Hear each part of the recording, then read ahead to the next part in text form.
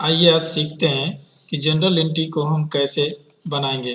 तो आज मैं आपके लिए बहुत ही खूबसूरत क्वेश्चन और बहुत ही अच्छा या फिर कह सकते हैं बहुत ही डिफिकल्ट या तो फिर बहुत ही सिंपल जो कि आपके सामने डॉक्टर एस के सिंह का जो अकाउंटिंग का जो बुक है, अकाउंटेंसी का जो बुक है क्लास 11 का लेखा शास्त्र जो लेटेस्ट एडिशन बुक है डॉक्टर एस के सिंह का, क्वेश्चन नंबर 9 का ए जो कि मैं आपको बताने जा रहा हूं। तो चलिए शुरू करते हैं बिना कुछ समय गवाए हुए। अगर वीडियो अच्छा लगे तो ज़रूर लाइक करें। आपको मैं बहुत सिंपल तरीके से, बहुत ही आसान तरीके से मैं आपको बताऊंगा। ये क्वेश्चन नंबर आपका 9 है, जैसा कि है यहाँ देखिए रिकॉर्ड, यहाँ पर हम सारा चीज़ पहले ही टाइप करके रखे हैं। ये क्वेश्चन नंबर 9 है आपका, जो कि आपको हम दिखा रहे हैं। ये 9 नंबर है, देख रहे हैं आप। Record the flowing transaction in the general, ये क्वेश्चन नंबर 9 का ए है। इस चीज़ को थोड़ा सा ध्यान रखिए। क्वेश्चन नंबर 9 का ए, ये देख रहे हैं। इसमें टोटल 8 क्वेश्चन दिया हुआ है, जैसा कि 1 2 3 4 5 6 7 8 क्वेश्चन है और हम सभी को बारी बारी से देखेंगे। आपको मैं बता देना चाहता हूं कि इस क्वेश्चन में एक दूसरा ट्रांजैक्शन मिला हुआ है, एक दूसरे के साथ मिला हुआ क्वेश्चन है। अगर आपको इस क्वेश्चन को बनाने में दिक्कत आ रही है या फिर नहीं बन पा रहा है तो मैं आपके लिए बहुत ही सिंपल तरीके से लेकर आया हूँ। पहले क्वेश्चन को मैं समझ लेता हूँ, क्वेश्चन को मैं आपको समझाता हूँ कि क्वेश्चन है क्या। सबसे पहले देखिए, पहला क्वेश्चन है आपका सोल्ड गुड्स टू महावीर, यानी महावीर को माल बेचा। महावीर को माल बेचा, कितना को बेचा? 10,000 को माल बेचा। देखते जाइए, महावीर को माल 10,000 का बेच रहा है। फिर दोबारा एंट्री में क्या कर रहा है, दूसरा लेखा में क्या कर रहा है, दूसरा लेन देन में क्या है कि गुड्स रिटर्न बाय महावीर, यानी महावीर को हम जब माल बेचे थे फिर महावीर क्या किया कि 10,000 में से 2,000 का माल वो मुझे वापस कर दिया। यानी अब उसके पास 8,000 का माल बचा है। 10,000 का खरीद कर ले गया था, यानी 10,000 को हम उसको माल बेचे से, अब वो 2,000 उसमें से माल को वापस किया है। तो उसके पास 8,000 रुपया, महावीर के पास 8,000 रुपया उधार रह गया। इन चीजों का याद रखें। जैसे सोल्ड गुड्स टू महावीर, यानी यहाँ पर सोल्ड गुड्स टू महावीर है तो यहाँ पर महावीर को हम माल उधार बेचे हैं, और जैसे ही हम महावीर को माल उधार बेचे हैं तो महावीर हो गया पाने वाला। जैसा कि आपको पहले ही पहला वीडियो में हम आपको जनरल एंट्री का सभी लेखा के बारे में, यानी सभी रूल के बारे में, नियमों के बारे में बताया। फिर भी मैं यहाँ पर बताते जा रहा हूँ कि महावीर पाने वाला है, यानी पाने वाले को हम डेबिट करेंगे, है ना। और हम बेच रहे हैं यानी सोल्ड कर रहे हैं, गुड्स बेच रहे हैं तो सेल्स हमारा क्रेडिट हो जाएगा। उसी में क्या है कि रिटर्न आ जाता है। दूसरा क्या है, दूसरा एंट्री क्या है आपका कि वस्तु रिटर्न आता है। तो वस्तु जब रिटर्न आ रहा है तो यानी सेल्स रिटर्न उल्टा हो जाएगा, है ना। उस समय सेल्स क्रेडिट हुआ था, इस समय सेल्स डेबिट हो जाएगा और महावीर क्रेडिट हो जाएगा। क्योंकि जब अभी महावीर है देने वाला, माल वापस कर रहा है महावीर, यानी महावीर देने वाला है, और देने वाले को हम क्या करते हैं, क्रेडिट कर देते हैं। यानी Mahavir account debit to sales account. अभी रुकिए, आप जाइए मत, आपको सारा लेखा मैं करके दिखाऊंगा। नीचे देखिए बना कर रखे हैं, आपको हम दिखाएंगे, है ना। लेकिन ऊपर हम समझ लेंगे पहले प्रश्न को, है ना। पहले प्रश्न को समझेंगे, प्रश्न को समझने के बाद हम कोई चीज करते हैं तो बहुत ही आसान तरीके से बन जाता है। Purchase goods from Dinesh. अब यहाँ पर दिनेश, अभी देखिए माल हम महावीर को बेचे थे, अब दिनेश से माल हम खरीद रहे हैं। तो यहाँ दिनेश कौन है? देने वाला, और देने वाले को हम क्या करेंगे, डेबिट करेंगे।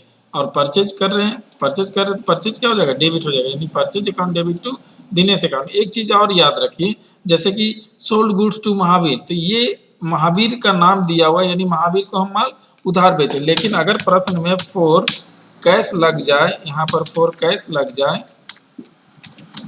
फॉर कैश लग जाए तो याद रखिए ये महावीर को माल उधार, यहाँ तक प्रश्न रहेगा तो उधार बेचा गया। अगर ये फॉर कैश लग जाए तो नगद बेचा गया। दोनों में अंतर यही है ना। इस चीज को ध्यान रखिएगा। इसी तरह दिनेश से अभी हम माल खरीद रहे हैं तो यहाँ पर फॉर कैश नहीं लगा हुआ है, यानी दिनेश से हम माल उधार खरीदे हैं, तो यहाँ पर purchase account debit to Dinesh account हो जाएगा। अब यहाँ पर फिर से दिनेश को हम माल वापस कर रहे हैं, है ना। तो ये चीजें याद रखिए, है ना। फिर से दिनेश, ये दोनों एंट्री एक जैसा, ये मतलब एक दूसरे से संपर्क करता है, एक दूसरे से मिला हुआ है। गुड्स रिटर्न, यानी 5,000 का जो हम माल दिनेश से खरीदे थे उसमें से 500 का माल वापस कर दिए, तो इसमें से क्या हो जाएगा, Dinesh account debit to purchase account. अब परचेज रिटर्न अकाउंट, अब यहाँ पर देखिए कैश रिसीव फ्रॉम महावीर। अब थोड़ा सा महावीर का तीसरा एंट्री आ गया, तो थोड़ा गौर करने वाली बात है। महावीर को 10,000 का माल बेचा था, महावीर से 2,000 का माल वापस आया, बचा हुआ पैसा उसके पास 8,000 है। लेकिन यहाँ पर से महावीर से पैसा कितना प्राप्त हुआ? 7,500 रुपया। कितना प्राप्त हुआ? 7,500, यानी 500 वो कम दिया है। तो इन चीजों को ध्यान रखना है। फुल सेटलमेंट यानी 8,000 बकाया धन में से वो 5,700 रुपया ही भुगतान करता है, 500 रुपया वो पैसा नहीं देता है। तो वो जो 500 पैसा नहीं दिया है उसका भी लेखा होगा। इन चीजों को ध्यान रखेगा। Paid for refreshment, paid for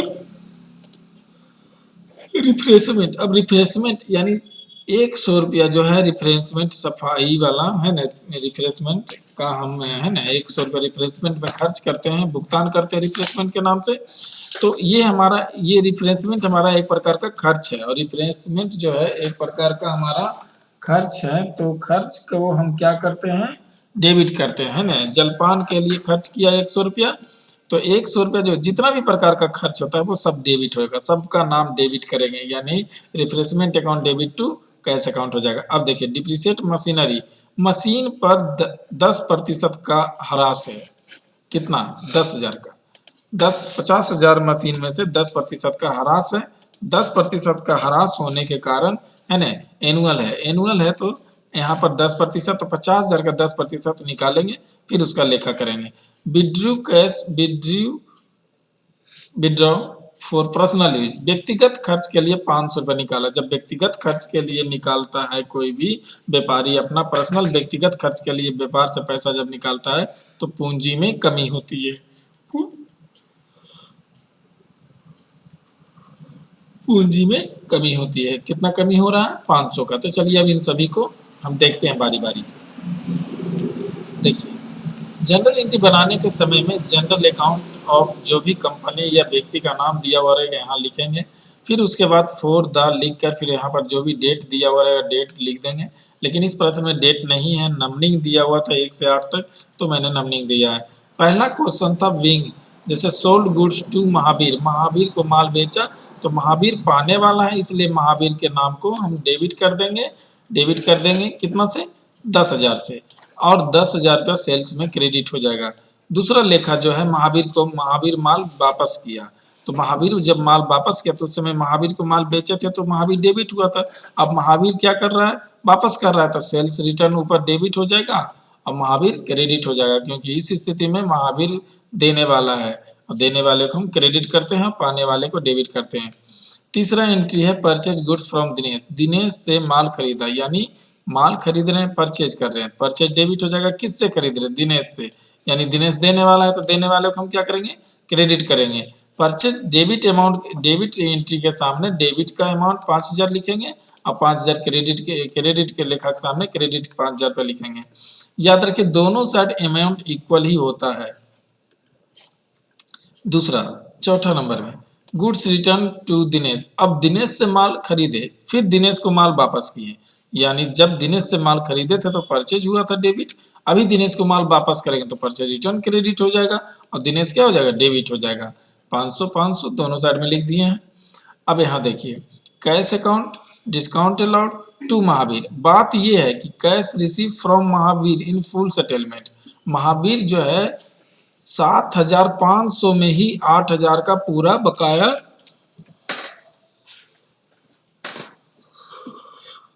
वसूल कर रहा है ना। उस स्थिति में क्या होगा कि महावीर 8,000 रुपया क्या है, महावीर जो है 8,000 रुपया का बकाया धन 5,700 में वो वसूल करता है। उस स्थिति में क्या करना होगा कि कैश जितना वो दिया वो तो डेबिट करेंगे ही करेंगे, जितना वो कम दे रहा है वो डिस्काउंट अलाउड के नाम से डेबिट करना होगा, तभी आपका दोनों साइड लेखा बराबर होगा। और फिर महावीर को आपको क्या करना होगा? 8,000 रुपया करना होगा। ऐसा इसलिए किए क्योंकि उससे मुझे 10,000 को माल बेचे थे, उसको 2,000 का रिटर्न किया, 8,000 बकाया था, लेकिन वो पैसा आपको कितना दे रहा था? 7,500। देखिए प्रश्न में लिखा हुआ है, दिखाते हैं प्रश्न को फिर से दोबारा। देखिए 7,500, तो ये जो है 500 कम दिया, तो वो 500 कम देने के कारण ही इसका लेखा डिस्काउंट अलाउड में डेबिट होगा। और जो भी हमारा डिस्काउंट यानी हम जब डिस्काउंट देते हैं, यानी जब हमारा पैसा छूट देते हैं, तो उस स्थिति में क्या होगा, डेबिट होगा। लेकिन जब मुझे डिस्काउंट मिलेगा तो उस स्थिति में क्रेडिट होगा। तो जैसा एंट्री मिलेगा मैं आपको बताऊंगा। फिर यहाँ पर रिफ्रेशमेंट अकाउंट डेबिट है, यानी पेमेंट, यानी रिफ्रेशमेंट हमारा एक प्रकार का खर्च है, इसलिए हम इसको क्या करेंगे, डेबिट करेंगे, और टू कैश हम क्रेडिट करेंगे। फिर है depreciate on machinery account, debit to machinery account, क्योंकि यहाँ पर डिप्रिसिएशन है किस पर, मशीनरी पर, उस वैल्यू पर जो अमाउंट मशीनरी का जो वैल्यू है उस अमाउंट पर क्या है 10% का depreciation, depreciation on machinery, machinery value amount है ना, या फिर ऑन कॉस्ट वैल्यू भी लिख सकते हैं, depreciation on machinery cost value. तो ठीक है, यहाँ देखिए 10% से है, तो यहाँ पर 50,000 था अमाउंट दिया हुआ, तो 50,000 का 10% 5,000 रुपया हो गया। जब व्यक्तिगत खर्च के लिए निकालेंगे तो ड्राइंग से डेबिट किया जाएगा, है ना। जब व्यक्तिगत खर्च के लिए कोई व्यापारी अगर अपना व्यापार से पैसा निकालता है, उस स्थिति में व्यक्तिगत खर्च के लिए निकालता है व्यापारी, तो ड्राइंग क्या करेंगे, डेबिट करेंगे, और टू कैश से क्रेडिट करेंगे। अगर बैंक से विथड्रॉ करेगा तो यहाँ पर बैंक लिखेंगे, अगर कोई वस्तु विथड्रॉ करेगा तो यहाँ पर वस्तु लिखेंगे। तो जैसा स्थिति होगा वैसा हम काम करेंगे। और इस तरह से दोनों साइड का जब हम एंट्री जोड़ते हैं, अमाउंट को जोड़ते हैं, तो हमारा 31,100 रुपया आता है। तो इस तरीके से आपका सारा एंट्री को, यानी 8 एंट्री को हमने बताया। अगर फिर भी आपको लगता है कि कुछ समझ में नहीं आया हो, या फिर कुछ अच्छे तरीके से मैं नहीं बता रहा हूँ, तो जरूर कमेंट करिएगा। मैं आशा करता हूँ कि आपको मैं सभी बातों को सही तरीके से बता पाया हूँ, और उम्मीद करता हूँ कि आने वाले कल के दिन में भी मैं इसी तरह से कोई अच्छा सा एंट्री, कोई अच्छा सा क्वेश्चन को मैं लेकर आपके सामने आऊँ। अगर आपको फिर भी आपको ऐसा लगता है कि नहीं मुझे ये क्वेश्चन बताइए, तो आप कमेंट में लिखकर जरूर क्वेश्चन नंबर बताइए, और पेज नंबर स्केचिंग का 11th का अगर है तो वो भी बताइए। और अगर किसी भी तरह का आपको चाहिए, 11, 12, पार्ट 1, पार्ट 2, पार्ट 3, किसी भी तरह का बुक का आपको सोल्यूशन चाहिए, किसी भी क्वेश्चन का, तो आप यहाँ पर कमेंट में लिखिए, टाइप करिए, मैं आपको बताने के लिए तैयार हूँ। और वीडियो अगर अच्छा लगे तो लाइक और शेयर जरूर करिए। नमस्कार।